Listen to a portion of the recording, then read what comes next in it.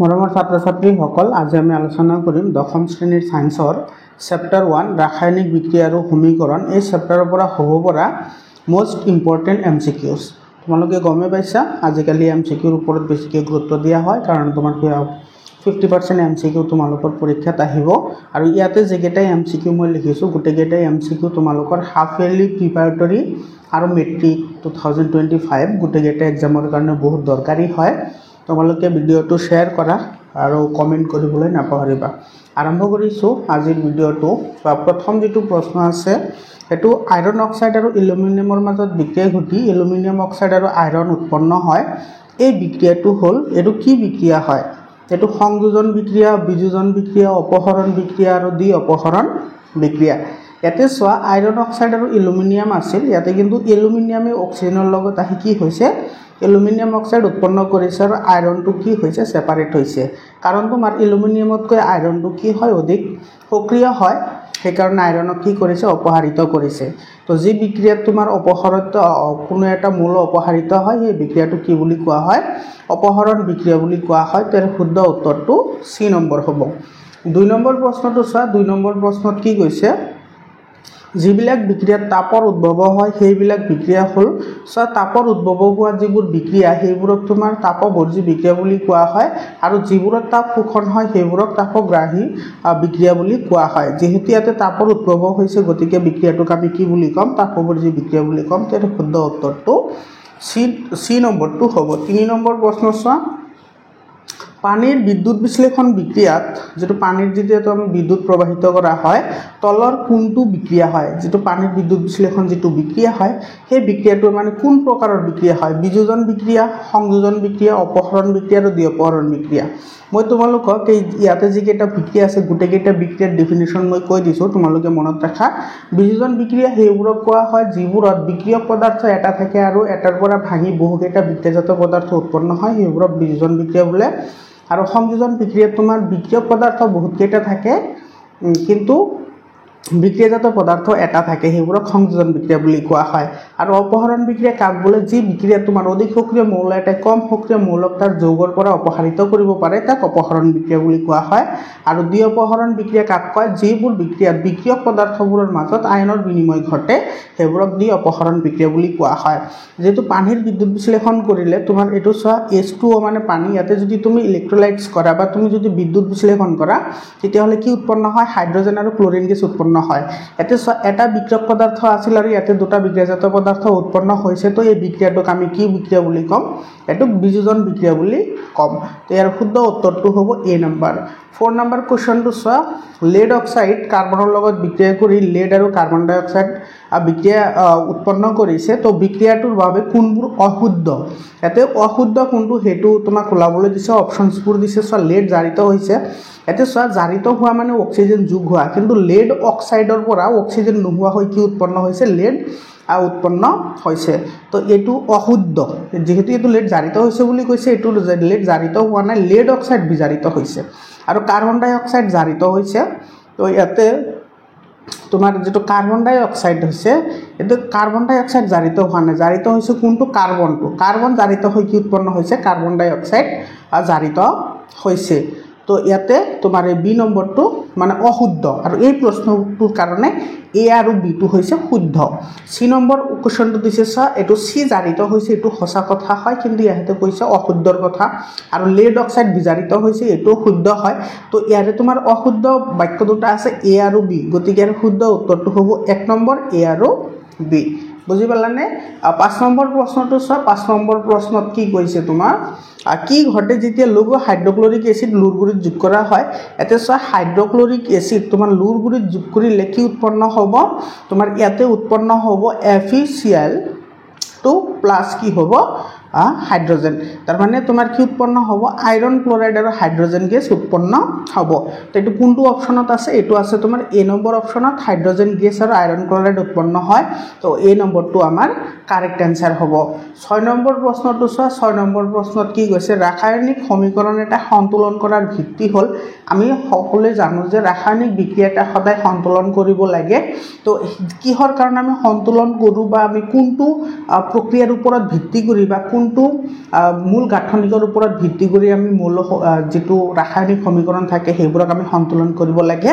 হেতু হৈছে তোমাৰ ভৰৰ ৰক্ষণশীলতাৰ সূত্ৰ তোমালোকে ক্লাস 9 ত পঢ়ি আহিছিলা ৰাসায়নিক সংযোজনৰ বিধি আছিল মুঠ দুটা এটা হৈছে ভৰৰ নিত্যতা বিধি বা ভৰৰ ৰক্ষণশীলতাৰ সূত্ৰ আৰু এটা আছিল নিৰ্দিষ্টানুপাত বিধি আৰু এই বিধি দুটা দিছিল তোমাৰ কোনে লেভয়ছিয়াৰ নামৰ বিজ্ঞানীজনে দিছিল ক্লাস 9 ত পঢ়ি আহিছা হেতু তো ইয়াৰ শুদ্ধ উত্তৰটো হ'ব বি নম্বৰ 2 ইয়াৰ পিছত চোৱা 7 নম্বৰ কোৱেশ্চনটো কাৰ্বন মনোক্সাইডে হাইড্ৰোজেন গেছৰ লগত বিক্ৰিয়া কৰি তোমাৰ কি উৎপন্ন কৰে মিথানল CH3OH এটো হৈছে মিথানল তোমালোকে কিন্তু চেপ্টাৰবোৰ পঢ়িব লাগিব কাৰণ চেপ্টাৰবোৰ পঢ়িলেহে তোমালোকৰ 100% কনসেপচন ক্লিয়াৰ হ'ব তো ইয়াতে চোৱা ইয়াতে কোৱেশ্চন মাৰ্ক আছে যেটো এৰো আছে এৰৰ ওপৰত কোৱেশ্চন মাৰ্ক আছে ইয়াতে আমাৰ কি হ'ব ইয়াতে তোমাৰ হ'ব এ নম্বৰ 2 এটো 340 ATM মানে হৈছে এটমস্ফিয়াৰিক প্ৰেসাৰ এটো কিন্তু অটোমেটেড টেলাৰ মেচিন নহয় জোৰ পৰা আমি টকা উঠাও এটো নহয় ATM মানে হৈছে এটমস্ফিয়াৰিক প্ৰেসাৰ মানে বায়ুমণ্ডলীয় চাপ যদি 340 বায়ুমণ্ডলীয় চাপত কাৰ্বন মনোক্সাইড আৰু হাইড্ৰোজেনে বিক্ৰিয়া কৰে তেতিয়া হলে তোমাৰ মিথানল উৎপন্ন হয় গতিকে আৰু শুদ্ধ উত্তৰটো হ'ব তোমাৰ এ নম্বৰটো তাৰ পিছত চাও আমি তাৰ পিছৰ প্ৰশ্নটো কি আছে 8 নম্বৰ কোৱেশ্চনটো চোৱা 8 নম্বৰ কোৱেশ্চনত কি কৈছে চোৱা এটো জিংক অক্সাইডে কাৰ্বনৰ লগত বিক্ৰিয়া কৰি জিংক আৰু কাৰ্বন মনোক্সাইড উৎপন্ন কৰিছে এই বিক্ৰিয়াটো জাৰিত আৰু বিজাৰিত পদাৰ্থ হল চোৱা জাৰিত মানে অক্সিজেন যোগ হোৱা আৰু বিজাৰিত মানে অক্সিজেন হেৰুৱা তো জিংক অক্সাইডে তোমাৰ অক্সিজেন হেৰাইছে তো উৎপন্ন হৈছে তোমাৰ জিংক অক্সাইড আৰু কাৰ্বন জাৰিত হৈ উৎপন্ন হৈছে কাৰ্বন মনোক্সাইড তো ইয়াৰে যেটো শুদ্ধ উত্তৰ হৈছে জিংক অক্সাইড তো জাৰিত নহয় জিংক অক্সাইড বিজাৰিত হৈছে গতিকে এ নম্বৰটো নহয় তাৰ পিছত চোৱা জিংক তোমাৰ কি জাৰিত হৈছে বুলি কৈছে ইয়াতে কিন্তু জিংক তো জাৰিত নহয় না জিংক তো বিজাৰিতহে হৈছে আৰু কাৰ্বনটো কি হৈছে জাৰিত হৈছে তো ইয়াৰে যেটো শুদ্ধ উত্তৰ হ'ব হেতু হ'ব ডি নম্বৰ চোৱা কাৰ্বন জাৰিত হৈছে আৰু জিংক অক্সাইড কি হৈছে বিজাৰিত হৈছে তোমালোকে এনেকুৱা ধৰণৰ প্ৰশ্ন কৰোতে অলপমান সাৱধান হ'বা নহলে কিন্তু ভুল হৈ যাব 9 নম্বৰ কোৱেশ্চনটো চোৱা মেগনেছিয়ামৰ ফিটা বায়ুত দহন কৰিলে উৎপন্ন হোৱা যৌগটোৰ নাম আৰু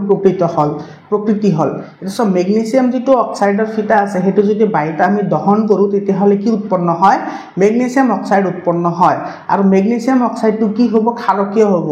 কাৰণ তোমালোকে ক্লাস 7 8 ৰ পৰা পঢ়ি আহিছা যে যিবোৰ ধাতু থাকে ধাতৱীয় অক্সাইডবোৰ সদায় কি হয় ক্ষাৰকীয় হয় আৰু অধাতৱীয় অক্সাইডবোৰ সদায় আম্লিক হয় যেহেতু মেগনেছিয়াম এটা ধাতু আৰু হেতু অক্সিজেনৰ লগত বিক্ৰিয়া কৰি মেগনেছিয়াম অক্সাইড উৎপন্ন হৈছে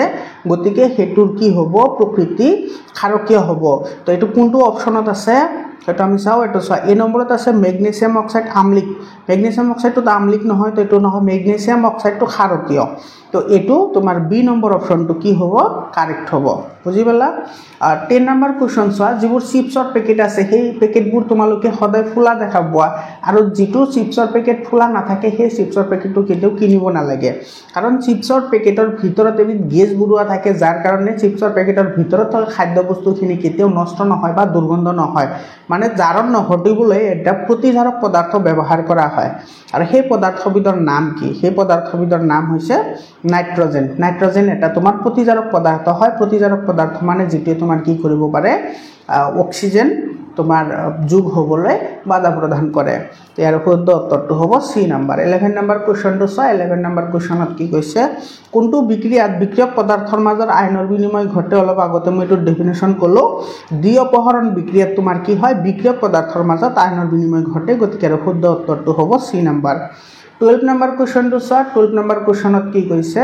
ফেৰাছ সালফেটৰ তাপীয় বিযোজনত উৎপন্ন নোহোৱা পদাৰ্থবিধ হল আমি জানো যে ফেৰাছ সালফেটক তোমাৰ তাপ দিলে কি উৎপন্ন হয় ফেৰিক অক্সাইড সালফাৰ ডাই অক্সাইড আৰু সালফাৰ ট্ৰাই অক্সাইড উৎপন্ন হয় কিন্তু সালফাৰ টেট্ৰা অক্সাইডটো কেতিয়াও উৎপন্ন নহয় তো ইয়াৰ শুদ্ধ উত্তৰটো হ'ব ডি নম্বৰ মৰমৰ ছাত্ৰ ছাত্ৰী সকল তোমালোকে হুৱা নোহুৱা হয় বা নহয় এনেকুৱা ধৰণৰ যদি প্ৰশ্ন থাকে অলপ সাৱধানে আনসাৰ কৰিবা যাতে ভুল নহয় 13 নম্বৰ কোৱেশ্চনটো চোৱা যদি তোমালোকৰ PDF ফাইল লাগে তেতিয়াহলে তোমালোকে জয়েন বাটনত ক্লিক কৰি জয়েন হোৱা মই তোমালোকক পাৰ্সোনাল কন্টাক্ট নম্বৰো দি দিম তোমালোকৰ যিকোনো প্ৰবলেম থাকিলে সুধিব পাৰিবা আৰু তোমালোকে PDF ফাইলো পাই যাবা 13 নম্বৰ কোৱেশ্চন চোৱা কপাৰৰ ক্ষয়ভৱন ঘটিলে কপাৰৰ পৃষ্ঠৰ বৰণ কেনেকুৱা হয় চোৱা কপাৰ যেতিয়া ক্ষয়ভৱন ঘটে মানে তোমাৰ বায়ুমণ্ডলত থকা জলীয় বাষ্প অক্সিজেন বা বিভিন্ন ধৰণৰ আম্লিক গেছৰ লগত বিক্ৰিয়া কৰি কি কয় সিহঁতে ক্ষয়ভৱন ঘটিবলৈ আৰম্ভ কৰে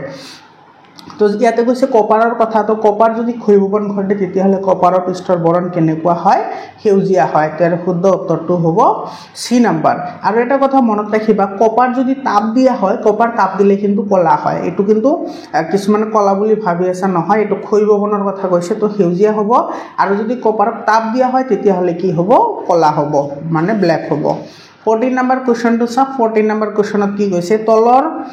কোনটো ৰাসায়নিক প্ৰক্ৰিয়া নহয় এতে ৰাসায়নিক প্ৰক্ৰিয়া নহয় কোনটো তোমালোকে এটো 6 7 তে পঢ়ি আহিছা ৰাসায়নিক বিক্ৰিয়া কোনবোৰ হয় যিবোৰত তোমাৰ নতুন পদাৰ্থ উৎপন্ন হয় সেইবোৰক ৰাসায়নিক প্ৰক্ৰিয়া বুলি কোৱা হয় আৰু যিবোৰত কেৱল অৱস্থাৰ পৰিৱৰ্তন ঘটে সেইবোৰক ভৌতিক প্ৰক্ৰিয়া বুলি কোৱা হয় তো মমবাতি জ্বলাটো তো ৰাসায়নিক বিক্ৰিয়া হ'ব আঙুৰৰ কিনবন এটো তোমাৰ কি হ'ব ৰাসায়নিক বিক্ৰিয়া হ'ব ইয়াতে চোৱা যেটো কিনবন প্ৰক্ৰিয়া আছে এটো লুই পেস্টিয়ৰে 1857 ত আৱিষ্কাৰ কৰিছিল তোমালোকে ক্লাছ 8 ত পঢ়ি আহিছা বহুতে দৰকাৰী হয় তোমালোকে এইবোৰ মনত ৰাখিবা নলেজৰ কাৰণে কিনবন এনেকুৱা এটা প্ৰক্ৰিয়া যি প্ৰক্ৰিয়াত তোমাৰ কি হয়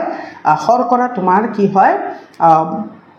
খুৰালৈ পৰিৱৰ্তন হয় বা মদলৈ বা এলকহললৈ পৰিৱৰ্তন হয় এই প্ৰক্ৰিয়াটো কি বুলি কোৱা হয় কিনবন বুলি কোৱা হয় আৰু কিনবন প্ৰক্ৰিয়াটো লুই পেস্টিয়ৰে 1857 চনত কি কৰিছিল আৱিষ্কাৰ কৰিছিল পানীত বাষ্পীভৱন যেটো প্ৰক্ৰিয়া আছে সব পানীত বাষ্পীভৱন প্ৰক্ৰিয়াটো কি হয় ভৌতিক প্ৰক্ৰিয়া হয় কিন্তু ইয়াতে কৈছে ৰাসায়নিক প্ৰক্ৰিয়া নহয় বুলি কৈছে মানে কোনটো ভৌতিক প্ৰক্ৰিয়া হয় হেতু আমাৰ শুদ্ধ উত্তৰ হ'ব সো পানী যদি বাষ্পীভৱন হয় হেতু আকৌ তোমাৰ ডাৱৰ হয় ডাৱৰৰ পৰা আকৌ বৰষুণৰ পানী হিচাপে তললৈ আহে তাৰ মানে এটো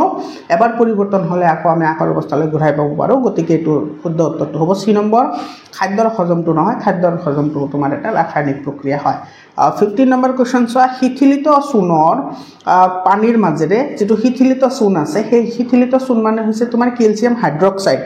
শিথিলিত চূন মানে হৈছে তোমাৰ ক্যালসিয়াম হাইড্ৰক্সাইড আৰু পুৰা চূনৰ মাজত পুৰা চূন মানে হৈছে ক্যালসিয়াম অক্সাইড পুৰা চূনৰ মাজত যদি পানীত বিক্ৰিয়া ঘটে তেতিয়াহলে তোমাৰ কি উৎপন্ন হয় ক্যালসিয়াম হাইড্ৰক্সাইড উৎপন্ন হয় আৰু ক্যালসিয়াম হাইড্ৰক্সাইড যদি আমি অতিৰিক্তভাৱে কাৰ্বন ডাই অক্সাইড আমি পঠাই দিও তেতিয়াহলে কি উৎপন্ন হয় ক্যালসিয়াম কাৰ্বনেট আৰু পানী উৎপন্ন হয় আৰু এই ক্যালসিয়াম কাৰ্বনেটক তোমাৰ সাধাৰণ নাম হিচাপে তোমাৰ আমি মাৰ্বল বুলি জানো তো ইয়াতে কি কৈছে সোয়া শিথিলিত চূনৰ পানীৰ মাজেৰে অতিৰিক্তভাৱে কাৰ্বন ডাই অক্সাইড পঠালে উৎপন্ন হোৱা পদাৰ্থটো কি হ'ব ক্যালসিয়াম কাৰ্বনেট হ'ব বুজি পালানে ইয়াৰে পিছৰ প্ৰশ্নটো সোয়া ইয়াৰে পিছৰ প্ৰশ্নটোত কি কৈছে এটো 16 নম্বৰ কোৱেশ্চনটো কি কৈছে সোয়া প্ৰাকৃতিক গেছৰ দহন বিক্ৰিয়াটো কোনটো বিক্ৰিয়াৰ উদাহৰণ হয় যে প্ৰাকৃতিক গেছৰ দহন যেনেকা মিথেন গেছৰ যদি আমি দহন কৰো তেতিয়া হলে তোমাৰ কি কাৰ্বন ডাই অক্সাইড আৰু পানী উৎপন্ন হয় সেই বিক্ৰিয়াটো কি বিক্ৰিয়া হয় এটা তাপবৰ্জী ৰাসায়নিক বিক্ৰিয়া হয় তাৰ শুদ্ধ উত্তৰটো হ'ব A number 17 number question so বনস্পতিজাত দ্ৰব্যৰ পচন হাৰলৈ পৰিৱৰ্তন হোৱা বিক্ৰিয়াটো এটা কি হয় এটো এটা তাপবৰ্জী বিক্ৰিয়া হয় বহুত ইম্পৰ্টেন্ট হয় এটো বহুত পৰীক্ষাত আহিছে 14 number 18 number question to so 18 number questionত কি কৈছে দ্বিঅপহৰণ বিক্ৰিয়াৰ উদাহৰণ হল ইয়াৰ B number to correct answer হ'ব সোডিয়াম সালফেট আৰু বেৰিয়াম ক্লোৰাইডৰ মাজত বিক্ৰিয়া ঘটিলে সোডিয়াম ক্লোৰাইড আৰু বেৰিয়াম সালফেটৰ বগা অদক্ষেপ উৎপন্ন হয় এটো হৈছে তোমাৰ দ্বিঅপহৰণ বিক্ৰিয়া মৰমৰ ছাত্ৰ ছাত্ৰী সকলে এটা তোমালোকে আৰু এটা কথা মনত ৰাখিবা এই যেটো বিক্ৰিয়া এই বিক্ৰিয়াটোক তোমাৰ কি বুলি কোৱা হয় অদক্ষেপন বিক্ৰিয়া বুলি কোৱা হয় অদক্ষেপন বিক্ৰিয়া এই কাৰণে কোৱা হয় কাৰণ সোডিয়াম সালফেট আৰু বেৰিয়াম ক্লোৰাইডৰ মাজত বিক্ৰিয়া ঘটি বেৰিয়াম সালফেট নামৰ এটা বগা অদক্ষেপৰ সৃষ্টি হয় আৰু এটো তোমাৰ তল ফালে এনেকে এটা কাৰ্চিনেৰে বুজোৱা হয় আৰু এটোৰ অৱস্থা সলিড বুলি লিখা হয় বা গোটা বুলি লিখা হয় তো এটো এটা কি হয় অদক্ষেপন বিক্ৰিয়াৰ উদাহৰণ হয় 19 নম্বৰ কোৱেশ্চন 19 নম্বৰ কোৱেশ্চনত কি কৈছে পানীৰ বিদ্যুৎ বিশ্লেষণত উৎপন্ন হোৱা হাইড্ৰজেন আৰু অক্সিজেন গেছৰ আয়তনৰ অনুপাত হল এটো কিন্তু তোমালোকে এটা কথা লক্ষ্য ৰাখিবা ইয়াতে চোৱা যেটো অনুপাত দিয়া আছে হেতু হাইড্ৰজেন আৰু অক্সিজেনৰ কথা কৈছে কেতিয়াবা কিন্তু অক্সিজেনটো আগত থাকে আৰু হাইড্ৰজেনটো পিছত থাকে তেতিয়া হলে তোমাৰ কি হৈ যাব এটোৰ অনুপাত চেঞ্জ হৈ যাব বুজি পালা এতে সোয়া যেটো পানী আছে পানীত তোমাৰ সোয়া হাইড্ৰোজেনৰ অনুপাত আছে 2 মানে হাইড্ৰোজেনৰ আয়তনটো আৰু অক্সিজেনৰ আয়তন আছে 1 গতিকে হাইড্ৰোজেন উৎপন্ন হ'ব 2 আৰু অক্সিজেন উৎপন্ন হ'ব 1 এৰ শুদ্ধ উত্তৰটো হ'ব বি নাম্বাৰ কিন্তু যদি তোমাৰ অক্সিজেনটো আগত থাকে আৰু হাইড্ৰোজেনটো পিছত থাকে তেতিয়ালে শুদ্ধ উত্তৰ হ'ব তোমাৰ সি নম্বৰটো বুজি পালানে আৰ 20 নম্বৰ কোৱেশ্চন সোয়া 20 নম্বৰ কোৱেশ্চনত কি কৈছে এটো সোয়া ম্যাঙ্গানিজ অক্সাইড প্লাস XHCl আর উৎপন্ন হইছে তো ম্যাঙ্গানিজ ক্লোরাইড আর YH2O প্লাস Z ক্লোরিন এতে সোয়া এতে X এতে Y আর উঠালে কি আছে Z আছে তো এইকেটা তোমার কি হবো এটোর শুদ্ধ উত্তৰটো কি হ'ব সোয়া এতে তাৰ মানে এটো আমি কি কৰিব লাগে সন্তুলন কৰিব লাগে এতে সন্তুলন কৰিলে তোমাৰ হেটোৰ आंसर আহিব সি নাম্বাৰটো ইয়াতে তোমাৰ চাৰিটা কি আহিব হাইড্ৰোক্লোৰিক এসিড আহিব আৰু ইয়াতে তোমাৰ দুটা পানীৰ অণু আহিব আৰু ইয়াতে এটা কি আহিব ক্লোৰিনৰ অণু আহিব তো এটো হৈছে শুদ্ধ উত্তৰ 21 নম্বৰ কোৱেশ্চন সন্তুলন কৰা তোমালোকে জানাই হিট এন্ড ট্ৰায়াল মেথডেৰে সন্তুলন কৰিব পাৰি হিট এন্ড ট্ৰায়াল মেথড হৈছে এনেকুৱা এটা পদ্ধতি যেটো পদ্ধতিত পূৰ্ণ সংখ্যা ব্যৱহাৰ কৰি ৰাসায়নিক সমীকৰণসমূহ সন্তুলন কৰা হয় আৰু সন্তুলন কিয় কৰা হয় কাৰণ ভৰণ নিত্যতা বিধি মতে ৰাসায়নিক বিক্ৰিয়াত ভৰৰ সৃষ্টি নহয় বিনাশন নহয় কেৱল এটা অৱস্থাৰ পৰা আন এটা অৱস্থালৈ পৰিৱৰ্তন কৰিব পাৰি সেই কাৰণে আমি ৰাসায়নিক বিক্ৰিয়াবোৰক সন্তুলন কৰিব লাগে মৰমৰ ছাত্ৰ ছাত্ৰী সকল এই চেপ্টাৰৰ গোটেইটা অনুশীলনীৰ এনসাৰ তোমালোকে পাই যাবা ভিডিওটো তোমালোকে ৰেগুলাৰলি ইউটিউব চেনেলটো চাই থাকিবা আৰু তোমাৰ বন্ধু বান্ধৱীৰ লগত শেয়াৰ কৰিবা যদি ভিডিওটো ভাল লাগে তোমালোকে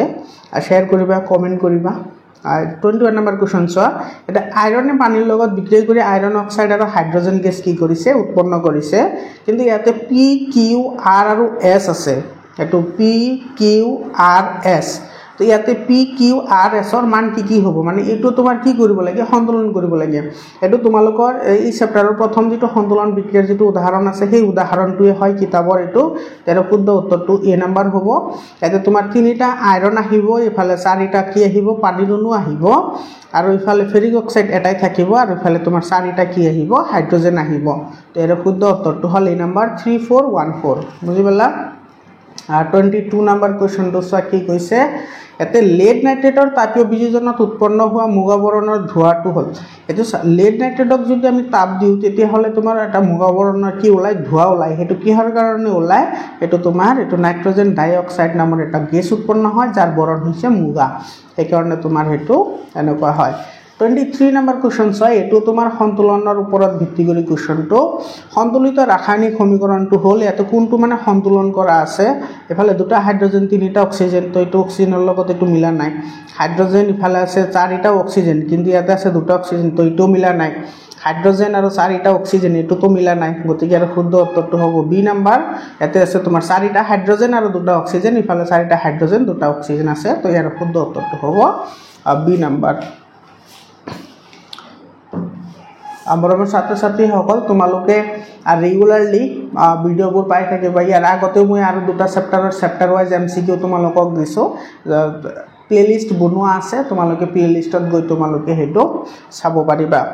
24 নম্বৰ কোৱেশ্চনটো সোয়া কি কৈছে সিমেন্ট উদ্যোগত আৰু শিল্প উদ্যোগত ব্যৱহাৰ হোৱা পদাৰ্থবিধ হ'ল এটো ক্যালসিয়াম অক্সাইড কিছুমানে কিন্তু ক্যালসিয়াম কাৰ্বনেট বুলি কয় ক্যালসিয়াম কাৰ্বনেট নহয় ক্যালসিয়াম কাৰ্বনেটৰ তাপীয় বিযোজনত উৎপন্ন হয় ক্যালসিয়াম অক্সাইড আৰু এই ক্যালসিয়াম অক্সাইডটো কি কৰা হয় সিমেন্ট উদ্যোগ আৰু শিল্প উদ্যোগত কি কৰা হয় ব্যবহাৰ কৰা হয় 24 নম্বৰ কোৱেশ্চনটো সব কলাবগা ফটোগ্ৰাফিক ফিল্মত ব্যৱহাৰ হোৱা বিক্ৰিয়াটো কি হয় যেটো কলাবগা ফটোগ্ৰাফিক ফিল্ম আছে হেতু তোমাৰ ব্যৱহাৰ হোৱা বিক্ৰিয়াটো হৈছে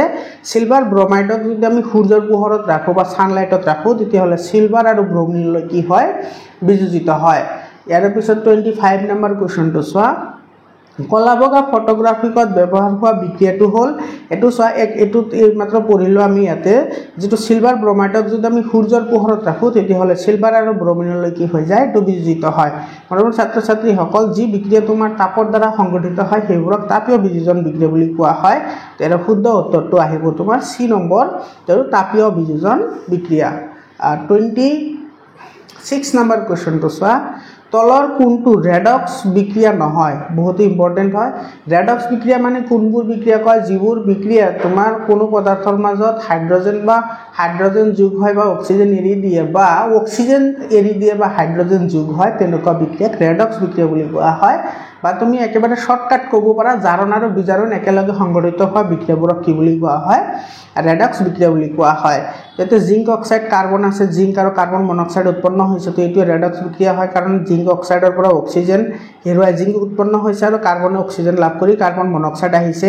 এতে মেংগানিজ অক্সাইড আৰু হাইড্ৰক্লৰিক এচিডৰ মাজত বিক্ৰিয়া ঘটি মেংগানিজ ক্লৰাইড আৰু পানী উৎপন্ন হৈছে আৰু লগতে ক্লৰিন গেছ উৎপন্ন হৈছে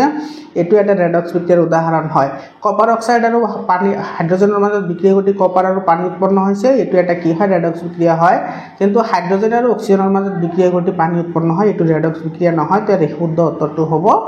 ডি নাম্বাৰ 27 নম্বৰ কোৱেশ্চনটো চোৱা 27 নম্বৰ কোৱেশ্চনত কি কৈছে এতে চোৱা এ কাৰ্বন ডাই অক্সাইড প্লাস বি H2O আৰু এফালে যদি সূৰ্যৰ পোহৰ আৰু ক্লোৰোফিল মানে পত্ৰহৰিত দিও তেতিয়া হলে তোমাৰ গ্লুকোজ উৎপন্ন হয় অক্সিজেন উৎপন্ন হয় আৰু সি পানী উৎপন্ন হয় তো ইয়াৰ পৰা এ বি আৰু ইফালে সি এই তিনিওটাৰ মান কি হ'ব মানে এই বিক্ৰিয়াটো কি কৰিব লাগে সন্তুলন কৰিব লাগে তোমালোকে এই বিক্ৰিয়াটো চাই ধৰিবই পাৰিছা এটো হৈছে তোমাৰ হালুক সংশ্লেষণৰ বিক্ৰিয়া হয় এই হালুক সংশ্লেষণৰ বিক্ৰিয়াত তোমাৰ কি হ'ব সরি এটো তোমার শ্বসন বিক্রিয়া হয় আমার খাদ্যবস্তু প্রস্তুত করার কারণে যেটো বিক্রিয়া হয় এই বিক্রিয়াটো শ্বসন বিক্রিয়া এর শুদ্ধ উত্তরটো হ'ব তোমার এ নাম্বার এতে 6টা কার্বন ডাই অক্সাইড থাকে 12টা পানির অণু থাকে আর ইফালে তোমার এখানে উৎপন্ন হয় আর ইফালে তোমার এতে 6টা পানির অণু উৎপন্ন হয় তো এর শুদ্ধ উত্তরটো হ'ব 6 12 6 28 নম্বৰ কোৱেশ্চন চোৱা এটো এছাৰশন আৰু ৰিজনিংৰ কোৱেশ্চন হয় এছাৰশনত কি কৈছে চোৱা মানে জিংকে কপাৰ সালফেটৰ দ্ৰৱৰ পৰা কপাৰক অপসাৰিত কৰিব পাৰে ইয়াৰে মই অপচন কেইটা লিখা নাই কাৰণ আগৰ যিবোৰ ভিডিও আছে সেই ভিডিওবোৰত মই আলোচনা কৰিছো এইবোৰৰ অপচন কেনেকুৱা থাকে আৰু এছাৰশন আৰু ৰিজনিংৰ যি কেইটা অপচন আছে অপচনবোৰ কেতিয়াও চেঞ্জ নহয় অপচনবোৰ সেম থাকে গতিকে তোমালোকে সেই আগৰ ভিডিওবোৰ যদি চোৱা তেতিয়া হলে তোমালোকে এইটোৰ অপচনবোৰ পাবা সো জিংকে কপাৰ সালফেট দ্ৰৱৰ পৰা কপাৰক অপসাৰিত কৰিব পাৰে এটো সঁচা কথা এতিয়া জিংক কপাৰতকৈ অধিক সক্ৰিয় এটো কি হয় সঁচা হয় তো ইয়াৰ শুদ্ধ উত্তৰটো হ'ব তোমাৰ এছাৰশন আৰু ৰিজনিং দুয়োটা শুদ্ধ আৰু ৰিজনটো হৈছে এছাৰশনৰ শুদ্ধ ব্যাখ্যা বুজি পালানে এটোৰ আনসাৰ হ'ব 29 নম্বৰ যেটো কোৱেশ্চন দিছে হেতু চোৱা কি কৈছে এটো এছাৰশন আৰু ৰিজনিংৰ কোৱেশ্চন হয় ফেৰাছ সালফেটক তাপ দিলে বৰণৰ পৰিৱৰ্তন হয় এটো সঁচা কথা ফেৰাছ সালফেটক যদি আমি তাপ দিও তেতিয়া হলে ফেৰাছ সালফেটৰ বৰণটো পাতল তোমাৰ কি হৈ যায় সেউজীয়া হৈ যায় এটা কাৰণটো কি দিছে চোৱা ফেৰাছ সালফেটত থকা 7টা পানীৰ অণু আমি তো সকলোৱে জানো যে ফেৰাছ সালফেটত কি থাকে 7টা পানীৰ অণু থাকে এই 7টা পানীৰ অণু কি হয় বাষ্পীভূত হয় তো এটোও সঁচা হয় কিন্তু এটা কথা লক্ষ্য কৰা ইয়াতে যেটো তোমাৰ নিশ্চয়ক্তি আছে আৰু দাবী আছে দুটা সঁচা হয় কিন্তু দাবীটো এটো এছাৰশনৰ কিন্তু শুদ্ধ ব্যাখ্যা নহয় কিহৰ কাৰণে নহয় চোৱা এটো ৰিজনটো সঁচা হয় কিন্তু এটো শুদ্ধ ব্যাখ্যা নহয় মানে আৰু কাৰণ আছে মানে তোমার 7টা পানির অণুটো বাষ্পীভূত হয়ে যায় তার পিছতো তোমার কি হয় তোমার সালফার ডাই অক্সাইড আর সালফার ট্রাই অক্সাইড কি হয় উৎপন্ন হয় সেই কথাখিনি কিন্তু ইয়াতে দিয়া নাই এই কারণে তোমার এটো কি হ'ব এছাৰশন আৰু ৰিজনিং দুয়োটা শুদ্ধ কিন্তু তোমাৰ ৰিজনটো তোমাৰ এছাৰশনৰ শুদ্ধ ব্যাখ্যা নহয় বুজি পালানে 30 নম্বৰ কোৱেশ্চন আৰু আজিৰ কাৰণে শেষৰ প্ৰশ্ন পুৰাচুনৰ ৰাসায়নিক সংকেত কি আছে এটো একেবাৰে ইজি কোৱেশ্চন হয় পুৰাচুনৰ ৰাসায়নিক সংকেত হৈছে ক্যালসিয়াম অক্সাইড পৰমৰ ছাত্ৰ ছাত্ৰী সকল আজিৰ কাৰণে এইখিনিয়ে আকৌ লগ পাম তোমালোকৰ বেলেগ এটা ভিডিও লৈ আৰু তোমালোকৰ হাফেলিৰ কাৰণে হাফেলিৰ আগে আগে তোমালোকে হাফেলি কোৰ্সৰ যিকেইটা চেপ্টাৰ লাগে গোটেইকেইটা চেপ্টাৰৰ তোমালোকে চেপ্টাৰ ওয়াইজ এমসিকিউ পাবা সকলোকেইটা তোমালোকে কাৰ্যকলাপ যিখিনি আছে কাৰ্যকলাপ পাবা তোমালোকে ভিডিওবোৰ ৰেগুলাৰলি চাই থাকিবা